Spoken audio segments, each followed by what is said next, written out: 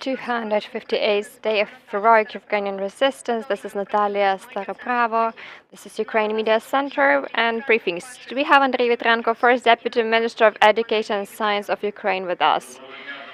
Mr. Minister, we want to welcome you. Glory to Ukraine, glory to the heroes. Well, could you please tell us about educators being ready in case there is no electricity? So what about online and offline studies and school preparedness? Well, thank you very much for your attention, which is being placed by you towards this topic, because it actually shows the significance of the system of education in our resistance, in our fight for the independence, and thus fighting with orgs.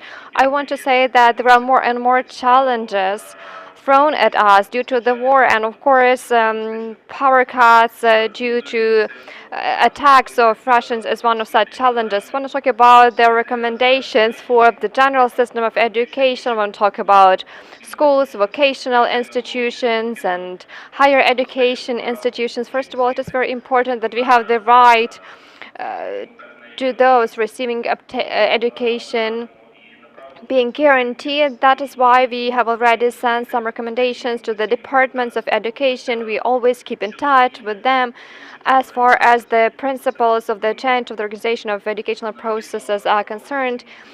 Given the possibilities, it is very important for those who are studying, as well as teachers or staff, to have a schedule, a flexible schedule for online studies with regard to the situation, and sometimes it is possible for us to use synchronous or asynchronous modes of studies, and the ministry, as far as universities, higher education facilities, institutions are concerned, they can use their e-textbooks, different platforms for online studies.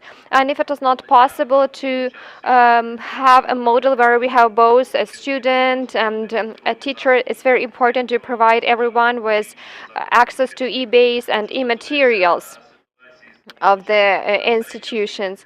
When we talk about schools, then it's very important for the staff to have flexible schedules for the educational process, which will be adjusted to the power cuts schedules of this facility. This is the only way out that we have, and the ministry is working on having different additional apps which could be used. For example, we have a math app which can be used in online and offline modes. We're also working on the all-Ukrainian school system for it to be function also offline for those children. When they have access to electricity, they could download templates of lessons and to be able to continue a learning process. That is why there is a lot of work ahead of us, but we do not feel scared of that, because it's very important for children to continue their education and to keep developing within the system of the Ukrainian education. We also know about e-services system within the educational framework, and it will be possible actually to use it even if there are power outages. Could you tell us more about this? These e-services, when we talk about e-journals, e-school journals, it is possible to use them offline. There is no need always to have connection to power resource supplies.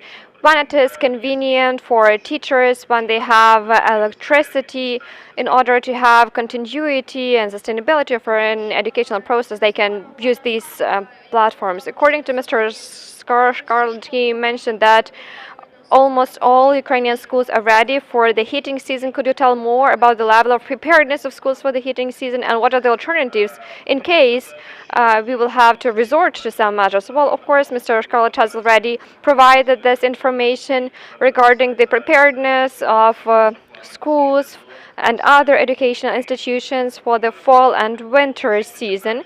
We started getting ready back in June. Since June, we've been monitoring the situation Also, we are in close contact with the heads of regional administrations, also heads of the education departments, and it's very important for us to monitor the situation as far as preparedness of schools for the heating season is concerned.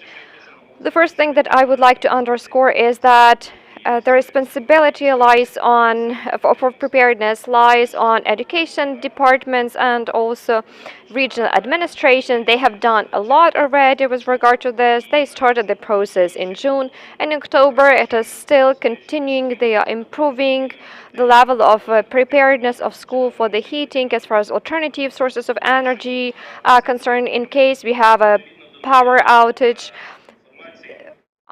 Speaking of the preparedness, we already have 95% of educational institutions ready for the fall and winter season. Why do we have this particular number? Because we still have some schools which have been destroyed as a result of the Russian aggression. They will not be functional, they are in unsafe areas, and that is why the learning process will be only in an online format. Also, I would like to know that for our teacher staff, it is possible to be very flexible when we talk about heating. Also, school holidays can be adjusted, the schedule school holidays, it depends on the decision of school management, and they also have to be aligned with the regional administrations. I also want to support what the words of the Minister of the Education, that the Ukrainian's educational system is ready for the heating season. If we talk about all those institutions which are in liberated areas, could you tell us more about the numbers of such schools and how many of them can start working again? Well, I want to say that the process of deoccupation has a certain, well, technology or an algorithm. So at first we know that armed forces of Ukraine, they do everything to liberate the settlements, villages and towns and cities, but also it takes some time and there is a certain process in place, have to make sure that all those institutions, they become functional again.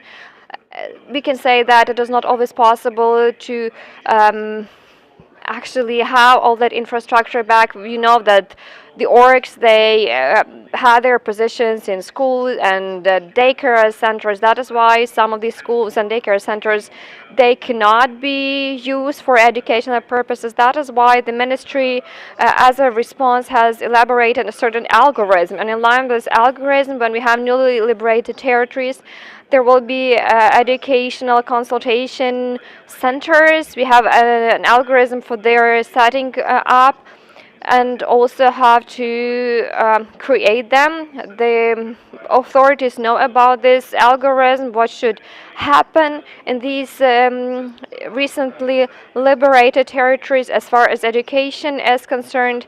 And also there is a certain document there. You can have all the information about all the steps, the algorithm, the practices which have to be used, also the functioning of the departments of education during the occupation, and about all other measures which have to be taken. These are guidelines. They are very rigorous, they are very detailed, and also local regional departments of education have been familiarized with them, and I think that the activity of these institutions will be resumed in line with the regulations and school programs. We are really happy to see that there are more and more territories being liberated by the armed forces of Ukraine, and we had more than 1,200 schools under occupation. But now we see that these numbers, they are decreasing. But we hope that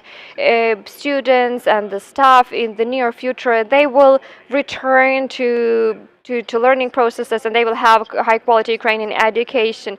So could you tell us more about these newly liberated territories? And you also mentioned that some objects, they have been destroyed and they cannot be used. So what happens in this case if it is not possible to use these facilities? Well, schools and some other educational facilities, that they will function in an online mode and children will have access to education. If it is not possible to resume an online format of studies or to kick it off, or there were too many losses as far as power infrastructure is concerned, that everything was ruled around these newly created education and consultation centers.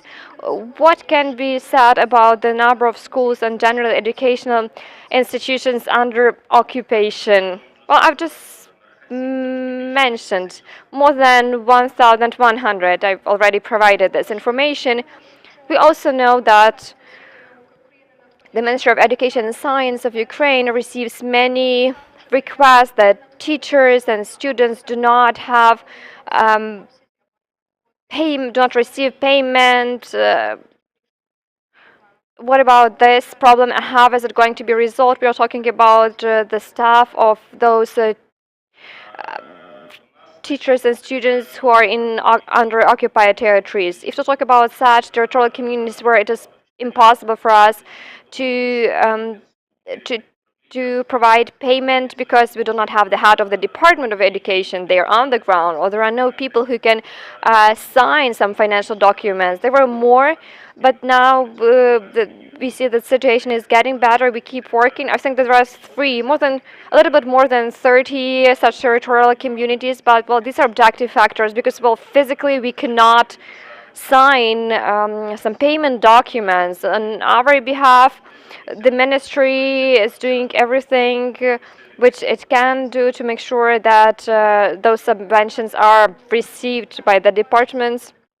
Thank you. We had with us Andrii Vitrenko, First Deputy Minister of Education and Science of Ukraine. Thank you for this conversation. Thank you. That is everything for today. Follow our updates on our resources, and we are one day closer to